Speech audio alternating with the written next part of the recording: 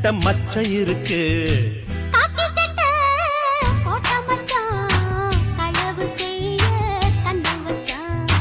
கண்ணம் வைக்க வந்த மச்சான் கன்னத்துல கண்ணம் வச்சான்.